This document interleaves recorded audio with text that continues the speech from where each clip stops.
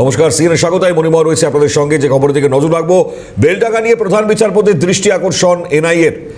বেলডাঙ্গা কাণ্ডে 15 জনের জামিন খারিজের আবেদন, দ্রুত শুনানির আবেদন, আগামীকাল শুনানির সম্ভাবনা।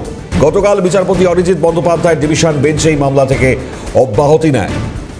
গুরুত্ব রাখছে সেক্ষেত্রে দাঁড়িয়ে বেলডাঙ্গা কাণ্ডের 15 জনের জামিন খারিজের যে আবেদন, তার মামলায় বেলডাঙ্গা নিয়ে প্রধান বিচারপতির দৃষ্টি আকর্ষণ করলো এনআইএ।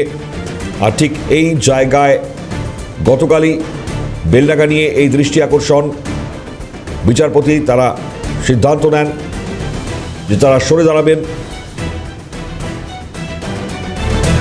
আর এই মুহূর্তে অত্যন্ত গুরুত্ব রাখছে এনআইএ বেলডাঙ্গার এই গোটা ঘটনায়।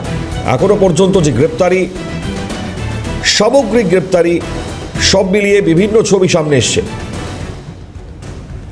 অভিরূপা হাজরা আমাদের প্রতিনিধি টেলিফোন লাইনে রয়েছেন, আর বিস্তারিত বলবেন। অভিরূপা, কি বলা হচ্ছে আর বেলডাঙ্গা নিয়ে প্রধান বিচারপতির দৃষ্টি আকর্ষণ এনআইএ করেছে, তার পরবর্তীতে কি আপডেট? দেখো, বেলডাঙ্গার যে এনআইএ তদন্তের নির্দেশ দেওয়া হয়েছিল, সেই এনআইএ তদন্তের ক্ষেত্রে দেখা গিয়েছিল যে লোয়ার কোর্ট থেকে এনআইএ নির্দেশ ছাড়াই কিছু 15 অভিযুক্তের জামিন দিয়ে দিয়েছিল মিনমামলা। কিন্তু সেই মামলাটিকে চ্যালেঞ্জ করে এনআইএ কলকাতা হাইকোর্টের বিচারপতি অরিজিৎ বন্দ্যোপাধ্যায় ডিভিশন বেঞ্চে আবেদন করেছিলেন। কিন্তু গতকাল বিচারপতি অরিজিৎ বন্দ্যোপাধ্যায় সেই মামলাটি ছেড়ে দেন। ফলত আজকে আবারও চিফ জাস্টিসের কাছে আবেদন করে এনআইএ, এবং এনআইএ কে চিফ জাস্টিস জানান যে তিনি নির্দিষ্ট জায়গায় বলে দিয়েছেন এবং এই মামলাটি আগামীকাল একেবারে সকালেই তিনি মামলাটি গ্রহণ করবেন এবং শুনবেন।